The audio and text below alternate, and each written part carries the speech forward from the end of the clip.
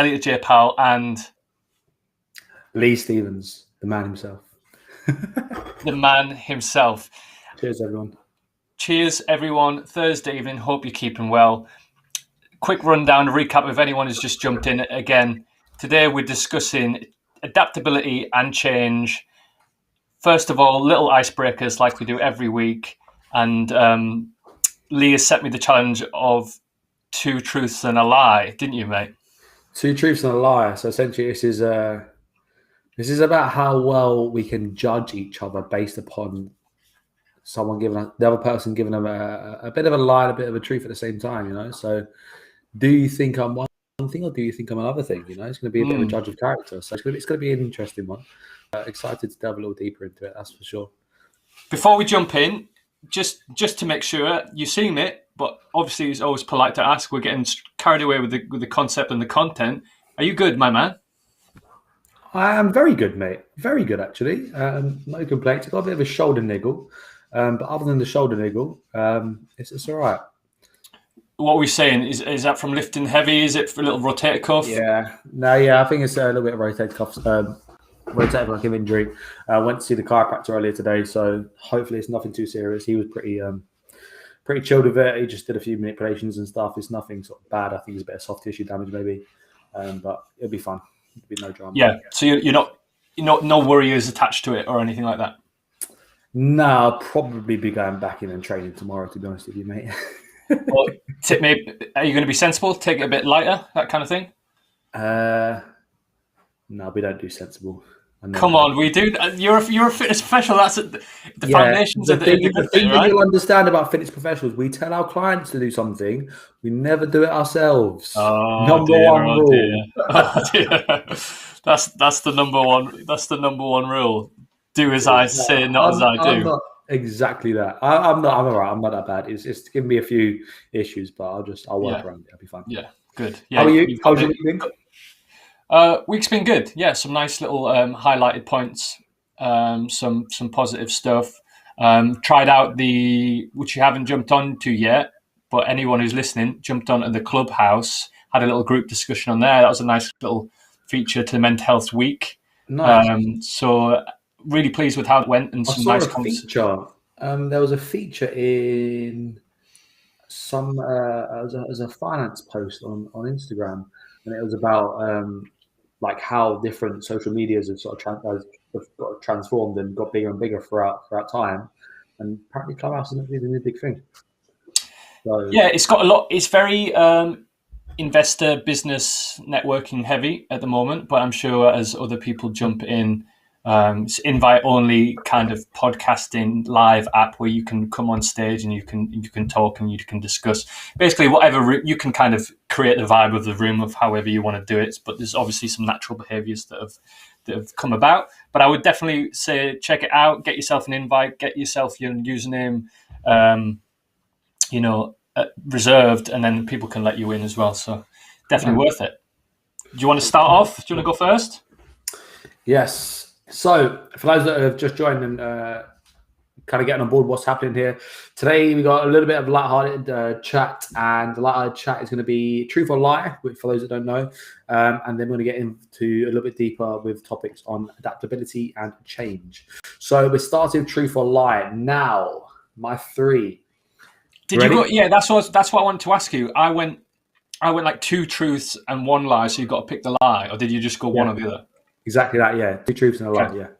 Okay. So, I'm an only child.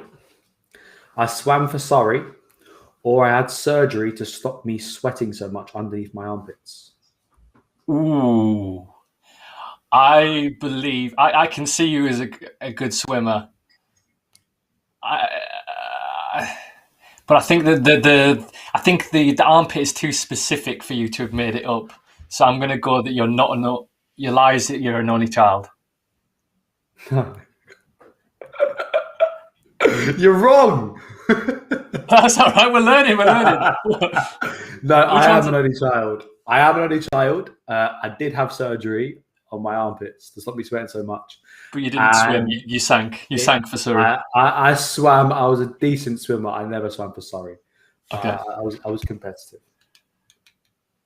But It's yeah, not. You didn't quite reach it. Okay, so you are an only child. I need to remember that.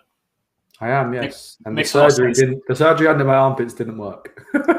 Because you can get Botox right now, I think. Yeah, that was an option when I was getting it done. I went with the safer option, they said, and it ended up just burning my armpits. So it didn't really work. But Okay. hey, you live and learn. I have the flattest feet known to man. I used to swallow all my baby teeth when they fell out. I went to the doctors for having pubic hair too young, at a very young age. All right, so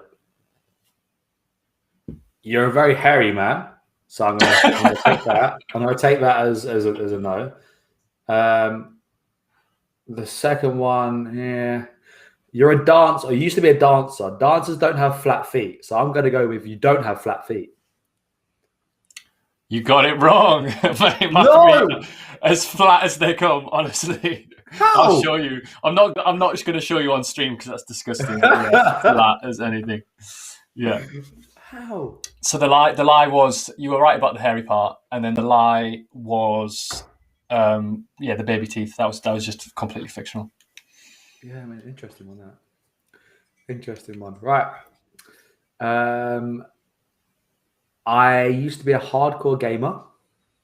I ran 100 meters in sub 11 seconds when I was age 15, and I started my working life in construction. Oh, I don't want to doubt you, but 11 seconds is fast. That is fast. So I'm going to go, I think you did it like sub 12 or sub 11 and a half. And I'm going to stick with I feel like you've done a bit of bricklaying. You've done a bit of handiwork, I reckon. No, it was in the offices, mate. I was never a bricklayer. I know I'm from Croydon, but come on. Come on, you've got your hands dirty. That's it. Yeah, you're right. I didn't run it in sub 11 seconds. I ran it 11 seconds on the dot. Oh, bang on. That is fast. Yeah, bang on 11, yeah. Pretty rapid. Yeah, that was rapid. Come on, hit me. It's yours. Oh, what? Oh, sorry. Was that? Yeah, you just did it. I was just thinking that I was fast then for a second, but I was just living in the fiction land. So I started dancing when I was 8. I left home when I was 16. I went to China when I was 19. Repeat that. It was the speed. I tried to catch you up. I started dancing when I was 8. I left home when I was 16. I went to China when I was 19. Second one, you left home when you were 16. That was a lie. Yeah. Truth. The lie was dancing. I started dancing younger than that.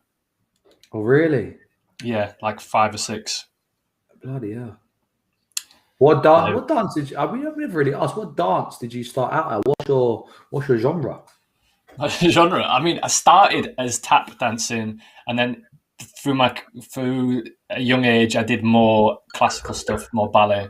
But I'm like we've already discovered, I'm not built for it. Just was good at it. Yeah, so I did a lot more classical training, but I did all sorts really when I was younger, and then you do even more when you train professionally. Yeah, fair. Right, final one. My celebrity crush was Jennifer Aniston.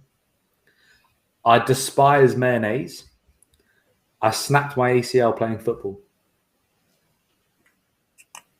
You're too young to Jennifer Aniston to be your crush. I'm going to go lie. No, you're wrong. That was true.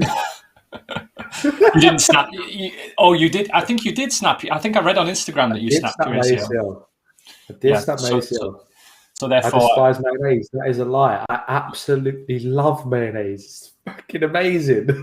Yeah, some people are weird about mayo, aren't they? It's one that you can't actually leave. They are. Oh no, I'm team mayo all day long. Team mayo. I can't have it anymore. I'm plant-based on it. It's got egg in. Oh, that old chestnut. That old chestnut. We'll save that for Man2Man. I do love it though, but I do love mayonnaise. If I could have it, I would. But vegan mayo doesn't quite hit the same. Right. Last one. I have a Blue Peter badge. I have a Duke of Edinburgh Gold Award, and I love Pokemon. Duke of Edinburgh, I think you get that when you're in school. So I'm not gonna Pokemon. Who doesn't love Pokemon? I'm gonna go with Blue Peter badge. You haven't got a Blue Peter badge. Lie, I do. If you say that you hate Pokemon, oh my god! No, I love Pokemon. I'm Pokemon's biggest fan. Duke of I just don't Edinburgh. have. I just don't have the Duke of Edinburgh. Okay, fair, yeah. Yeah, I got a Blue Peter badge for dancing on like Blue Peter or like on the road show or something. For actually for A1, do you remember them? A1, the band. Maybe. Too Maybe. young. Too young. Gentle.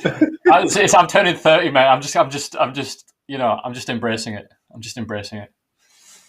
That's fair enough. So that's. Should we move on? That's how. Yeah. So that's how Truthful Lie's done. So anyone got any comments on that? Anyone want to have their say? You let us know. Yeah. Any surprises? Any comments? We're about a community here, so throw in some comments. I see Luke is watching on Twitch. Good evening, Luke. And anyone here on the Insta or Facebook or whatever, fire away any questions, anything that you've got, and we will get to you as well, and you can hear yourself on a podcast. So we're going to get into our main topics now. So the main topics we're going to discuss, first one being adaptability during COVID and during 2020, as I think that's a big talking point at the moment. And then we're going to go into a little bit about change in the broader aspect of it. What does change mean? How people respond to change? How we develop a good outlook and a good mindset when it comes to change and dealing with change. So without further ado, I think we should get cracking into adaptability. So my biggest thing about adaptability and how we adapt is, I suppose, coming to probably more of a professional standpoint than a personal standpoint. We've in the fitness industry have had to adapt more than a lot of people because gyms are closed, right? We can't work from our workspaces. So straight away we have to adapt, and how people adapt and the way they adapt is vital to living, I suppose, especially if we're like myself, self-employed, and need to, get the hustle on to really, keep afloat and make the world tick, right? So adaptability is a huge place. Yeah, I think well, it's something that everyone can really relate to now, whereas people maybe beforehand, if they're in something more stable or maybe a corporate job, or I don't know, something that you really have that schedule and that stability. Everyone, I think, has been through industry you work in. There's working from home, or there's no travel, or there's or you've got your kids at home with you, or there's loads of different things that everyone has had to adapt in the way that they live their lives. Like, it shows you that the framework that we live in was just, it's not temporary, it's not permanent. We never even thought about it, kind of thing. It can all be turned on its head and it can all be changed upside down. Exactly. So one of the things I wanted to discuss was employed versus self-employed. So if we look at more of a typical corporate job, and in the corporate world, as opposed to in self-employed within corporate, if you're more of a consultant, or you're out there and you've got to make it happen for yourself, sort of thing, like the difference between that and how each person has to adapt. Now, I suppose when we come to look at the employed individual, a lot of their actual working day-to-day tasks haven't really changed. They're doing the same thing. They've got the same job role. The only way they've had to adapt is how they work and where they work from. Which, I mean, if you're a little bit older, you have a family, you've got to kind of juggle, having your kids around, but at the same time trying to work, and I have a client who's got 2 kids that are being homeschooled at the moment, and she's got to do a full day's work herself. How they go about adapting to that new role, and now that role from being at home and still trying to get a productive day's work done, and deal with homeschooling your kids. I mean, it's a real tough job, right? And if you can really spiral out of control if you don't handle it in the right way, because it's a lot of added stress. Bearing in mind you've got a job that might bring you stress as it is, right? Yeah, I mean, I couldn't even comprehend, having to. I really don't envy and really admire people going through that situation of, having people that are reliant on them, young kids and stuff, and they've got to try and do the best for them, but they're trying to hustle and work in a probably a not ideal environment. It's something that I've been thinking about a lot lately is, creating environments that are suitable for doing the job that you want to do in them. And yeah, exactly. That transpires, from, the industry that you or I both work in, as fitness, is creating those. And I think, and it's comes into change a little bit, but not changing your environment, not changing your surroundings can be a negative impact as well. I don't know why. I don't know why humans need that or want that, but it seems like not having stimulus, not moving, not having something. I don't know if is it the human connection aspect, or is it nature, or what do you think it is that we need to feel like there's something's changing? Well, I suppose one thing that humans have missed more so than ever in the last year is social interaction, right? We are social animals. We are social creatures. We need realistically to be around people. Even whether you're introvert or extrovert, like you still have that want and desire to be around people. So that's one huge thing that people have had to adapt to is, spending time more than ever by yourself and being happy with like who you are as a person, and being happy that you're spending more time with just you. If you're either living by yourself, or even if you're living with people and all your housemates are working at the same time, like you can't really sit there and have a jolly. Like you've got a job to do. So, it's a huge thing to adapt to, and it's not been easy for a lot of people. I know that. One thing that I think this leads on to is a lot of people, especially when it comes to maybe being self-employed or maybe an entrepreneur, it's forced people to adapt quicker than what they've ever had to do, right? So take, for example, a business that typically operates out of a shop. Well, now the only way they can essentially operate is takeaway or delivery service.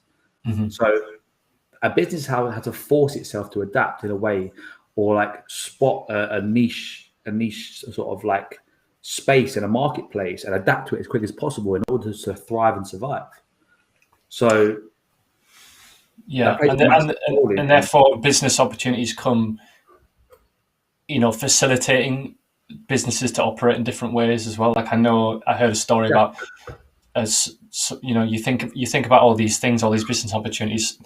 I know a guy that invested in cardboard boxes because he knew that everything was need to be shipped and stuff. All the vaccines, PPE, and all that stuff. You need boxes to ship, or you need the companies that are facilitating these services, like Just Eat or whatever. Any food service, Uber Eats, all the ones out there. Not picking one to support, but yeah, there's lots of opportunity. One thing that came to my mind when I asked you the question, and I was thinking about how I would answer it as well.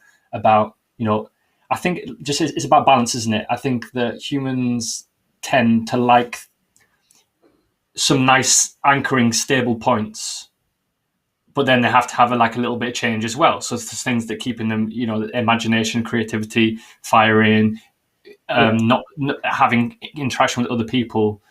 So if everything's changing, it's too overwhelming. If everything stays the same, it's not enough. It's just like a lot of different aspects in life is finding that balance of having some things that give you stability, but then also give you, inspiration, I guess. Exactly that. Yeah, exactly that. And this time it's forced businesses to speed up things they might have potentially wanted to do years down the line, right? So like, let's say, for example, take a butcher's, for example. The butchers, they remain open, but like in order to now grasp a wider audience, they now have to like deliver. And if they're not delivering as a business, well, Now they need to deliver because they're not going to be able to thrive on the money that's coming in based upon not as many people coming to the door. Same goes with it. Like, I remember in the first lockdown, there was a guy that used to sell sausage rolls at Herne Hill from a little stall, and he couldn't anymore. So he had to buy a van and was making them in bulk, freezing them, and like driving around the local area and selling sausage rolls. So he's had to straight away adapt to the situation. He's spotted a gap in the market, and he's gone, do you know what? Like, there are people that want this. I would want a sausage roll sent to my door for they sure. Were unbelievable. They were so good, so good.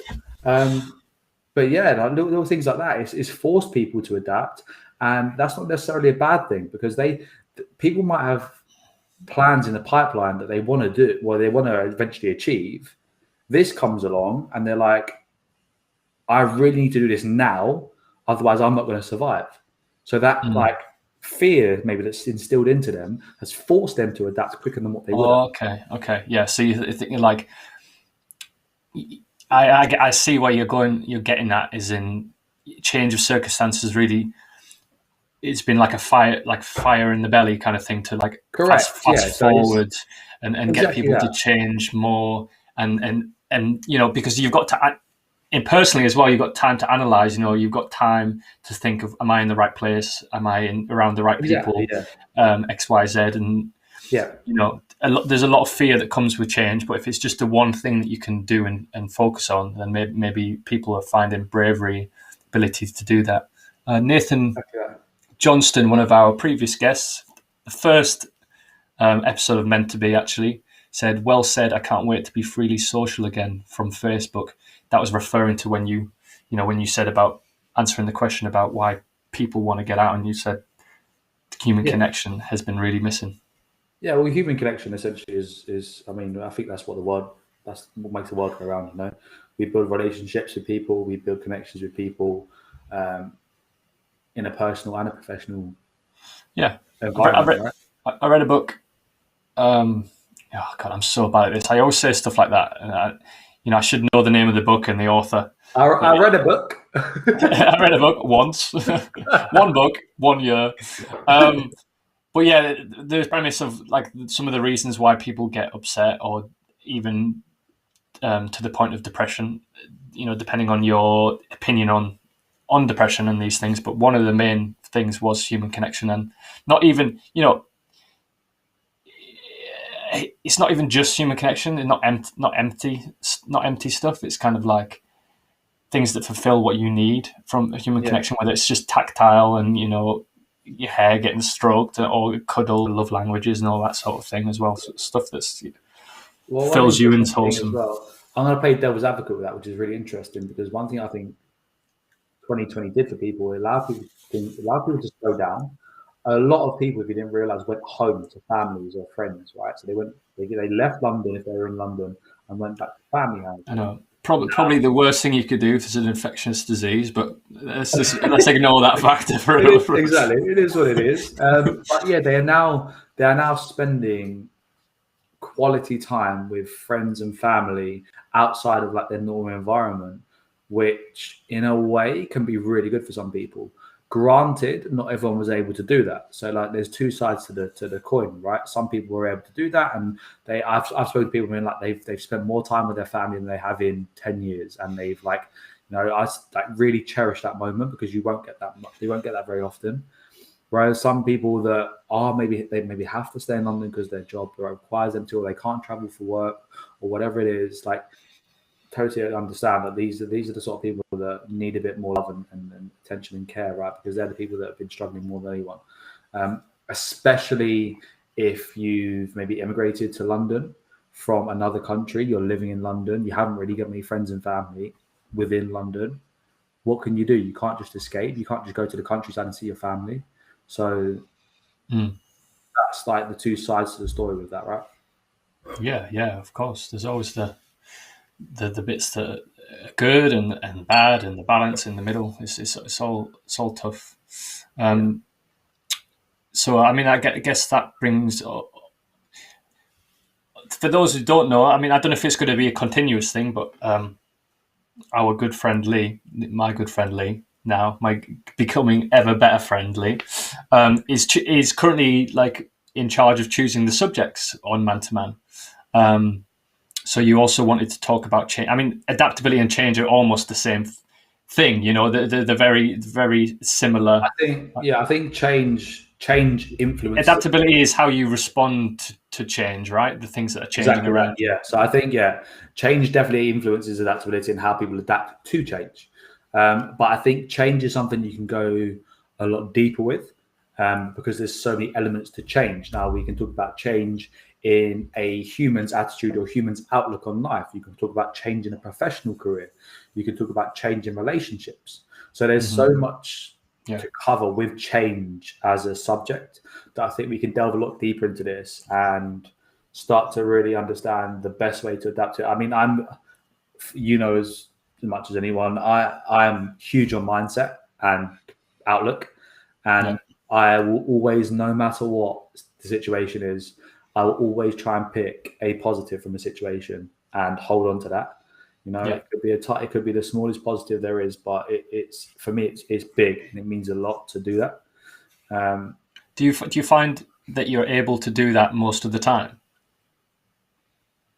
Yeah. Yeah, there's no wrong answer. Like this is something I think is really important. Like I've been navigating around Clubhouse and there's people, speaking in turn. I think it's really important to not preempt what somebody wants you to say as an answer. Do you know what I mean? I don't want you to struggle to find the positive. It's not, and I also don't want people to feel bad if they do struggle to feel the positive. It's just it's your truth and how you're currently doing and how you deal with stuff. Yeah. And all that matters is authentic to you, and it's going to be different for everyone else. So I think that's really, really important. Is that because you've just done mindset work, or have you always found it easy? Or what do you think? I think I'm quite a big optimist. When it comes to having a personality trait, I think I'm quite optimistic about a lot of things. Yeah. I think that's kind of where it stems from. I've never really, when it comes to like. Do you think it's to do with your upbringing, the only child? Potentially getting a lot of love. I don't know. Maybe. I could honestly. I'll be honest with you. I don't know where it comes from, where it stems from. I've just always been this person growing up that has always tried to find positives in any situation. I'm a lot more aware of it now than I've ever been, I think. It's something you did naturally, but now you try and like hold on to it and really do it more. Yeah, and it's something I want to enforce more than ever. And I think I'm very lucky with the network I'm surrounded by, and I'm fortunate that within the fitness industry, I'm surrounded by some really good people that are also very, very similar to me. They could have they could have the shittiest day in the world, but something will come up within that day, and they'll be like, "Do you know what? It was a good day." So that's the kind of the attitude that I would adopt as well. I will try my best to find that positive no matter what, because I've always been a big believer of no matter what, it will always be okay in the end. There is always a light at the end of the tunnel, and there will be a light at the end of the tunnel no matter what.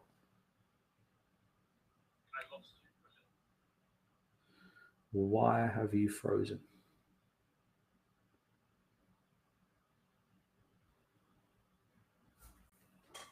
Why have you frozen?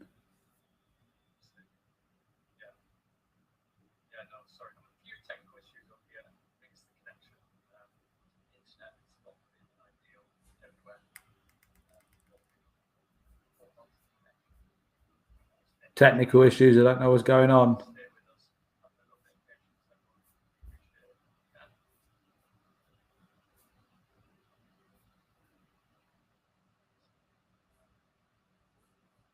Elliot, help me, mate. I don't know what's going on. Hello? Still with me? I'm still with you now, yeah. Okay. I think we're getting you back. So apologies to everyone for that. Oh, we're back.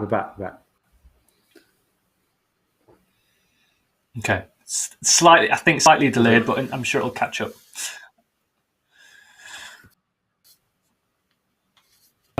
So carrying on, change in general. I, I don't want to fire too many questions at you, so I'll fire one to myself, and then you can answer the same question. Like, how do you think that you respond to change? And I like to think that I'm quite a relaxed and chilled person most of the time, not too reactive. So I feel like, I wouldn't say I thrive within change, but I do look for opportunity in a logical sense. But I can't help but sometimes, still have an emotional. It's just working with what comes your way, what emotions fill you up when change happens, and kind of, I don't know, just kind of accepting them. But I like to think, my favorite animal, I think we've been through that, as an octopus, very adaptable, camouflage, changing animal. And I like to think that, I'm a creative Be and more change. octopus. Yeah, exactly. I mean, there's not a better there's not a better motto. I'm gonna get that tattooed on me. I do actually want to get an octopus tattoo, but be more octopus, yeah, because that is, I think it's one of the Buddhist teachings. One of the main Buddhist teachings is accepting change is how to truly be happy, and it's a really tragic thing to think, because some things that change in your life can be horrible, like if you lose someone you love, or you lose your job, or things like that. But, there's So go on. one really interesting thing you said about that. So I mean, me and you are both quite big on psychology, because obviously we wouldn't be doing this sort of thing if we weren't, right? There's a guy called Peter Crone. He's renowned as the mind architect, and his whole philosophy is he's studied Ayurveda for something like 20 years, and his whole thing is about restructuring the subconscious and restructuring the way that you perceive, and perceive being the big word, the way you perceive a situation. So if change enters our life and we think straight away, okay, change is bad, we all of a sudden start taking the negatives and being like, okay, how am I going to work with this? Like, this is going to be this stress, it's going to be that stress. Everything you're doing right there is the perception of that change coming into your life. So you're perceiving that by that change coming into your life, that it's going to be a negative thing. You're perceiving that something might potentially happen because of this change coming into your life. Mm-hmm. It's a perception. At any point, your perception can change in the click of a finger. If you think about yourself, okay, if you sit back and go, right, whatever it is, change in relationships, you've gone from being, in a relationship to you're now single. How am I perceiving that situation? Am I perceiving that situation as a positive? Am I perceiving that situation as a negative? Because you can do both. It's the way that you as an individual perceives that situation. Yeah, no, definitely. It doesn't necessarily mean that because you break up with someone, it's a negative. No, of course not. That's the situational part of the change, right? So the the change that you have in your circumstance, or your change when you go from one thing to another, that is where you have the perception. But it doesn't negate the emotions that go with it. Then that becomes a bigger and deeper subject of, do your thoughts control your emotions, or your emotions control your thoughts? Yeah. But emotions are already also they're perceived based upon your thoughts, I believe. So you might feel a certain emotion about a situation. It doesn't necessarily mean that emotion is right or wrong, because you've chosen the perception, the negative perception. Therefore, you have negative emotions with it. Precisely. It'd be very hard for someone to perceive something as positive but have negative emotions. Okay. It'd be very difficult for someone to do that. So to play a devil's advocate, if that's the case, and then you can have you can architect your own subconscious and have more control of how you react to stuff. Potentially, even if the worst imaginable happens, you can still find a positive in it, and you can still train your subconscious to find the positive, have positive emotions and stuff. Is correct. Yeah, I believe so. Yeah. so then doesn't that remove the scale of from sad to happy? How do you know when it's important? You know, how can you appreciate happiness if you don't have the sad and the contrast? Yeah, no, yeah, totally. So that's where it comes into it, where it's like a bit of a headbutt with a bit of a clash of the heads with, okay, I probably should feel this negative emotion because of this situation Mm-hmm. or whatever has happened. I probably like in an ideal world or in a normal person's world, I should be feeling negative right now. And potentially, yeah, you might have some sad emotions. You might feel down about a situation. But there's nothing stopping an individual from turning around and being like, okay, do you know what? This situation is pretty shit. This change that I'm going through is pretty shit.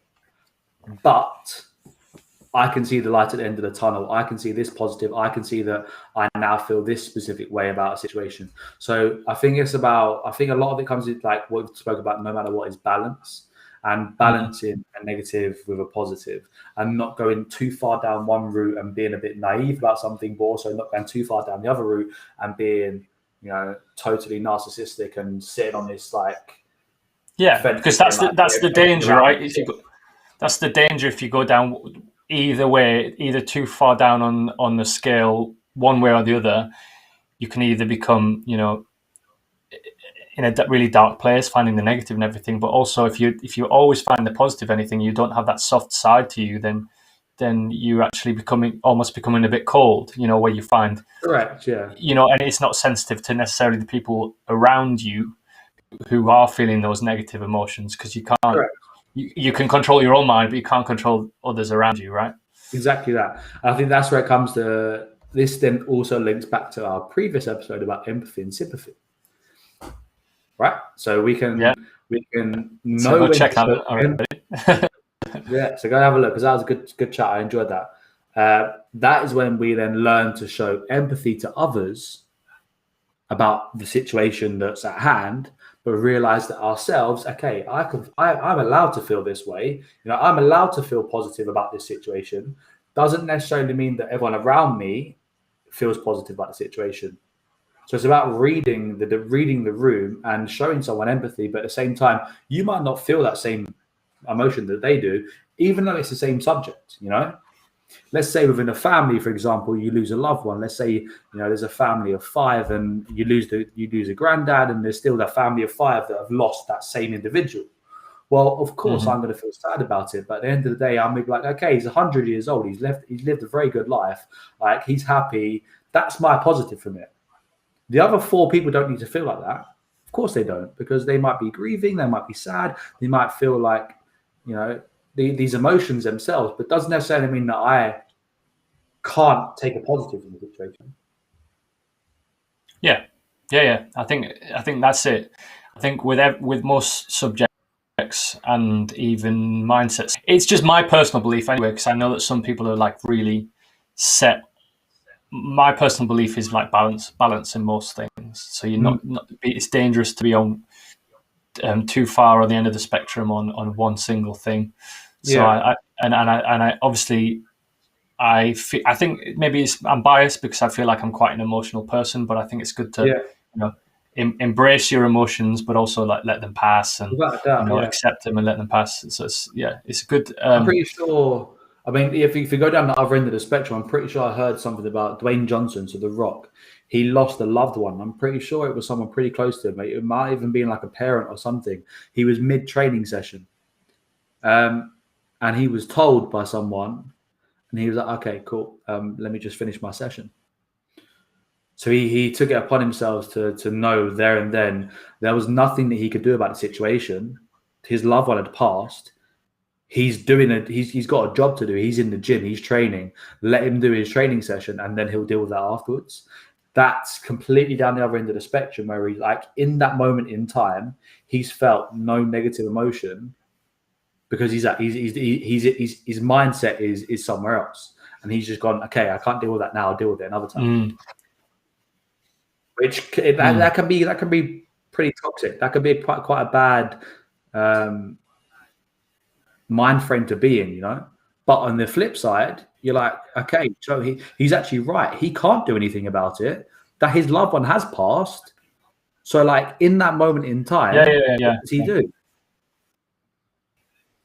If you look at it from a binary point of view, then there's nothing that he can do to change things. So, I get it from both aspects, and it's interesting because you never know unless he spoke about it and how he felt. It could have been a defense mechanism. It's like I'm not going to accept that. I'm in shock, and I just carry on doing what I feel, what my default is, and carry on in that way. So there's lots to consider. We're about out of time for our short-ish episode of Man2MAN on a Thursday. To go over what we went through today, we obviously had a little intro, make sure that we're both all right. We'll check in with it mental health-wise. We're looking to get to know each better by being open. So we had a few icebreakers. What were they, Lee? Truth or lie. So 2 truths and a lie, essentially understanding a bit more about what Elliot lies about and what I lie about, basically. Just getting to know a bit more about what maybe happened upon Elliot's childhood and growing up, and some things he might have achieved and some things that he totally lied about. And same thing. Yes. And then we touched on adaptability for everyone, and the challenge of the last year of having to adapt for everyone, no matter if they're self-employed or employed. And then we hit also change, and we talk about all the things, how to deal with change, what it feels like to deal with change. Is it good or bad? You find the right balance, and a lot of things we took lead to the word balance, which I'm a big fan of, believer on. What we got to look forward to next week, I'm going to put you on talking about next week. Well, next week, I actually think we should I think personally we should get close to what we're currently doing now, get a bit deeper in the fitness scene. I would like to discuss probably social media. Okay. And delve a little bit deeper into social media when it comes to fitness, but also social media as a whole. I think that will take up quite a lot of time, to be honest with you, because I have a lot to say on social media. So that's probably going to be one of the main topics. Yeah. Social media affects on, So next week, next Thursday, social media, you heard it here first at the end of today's episode. It affects everyone, every generation. It affects them differently. So there's a lot to cover, and there's a lot to cover, like specifically from industry to industry. So I look forward to that. That's always a tough one. There's lots of points of view on that. So thank you everyone for joining on Instagram Live and Twitch. And apologies for the connection issues this evening. Thank you for staying with us if you have. And we both look forward to seeing you again soon. Words from my man Lee. Last words from me is smile.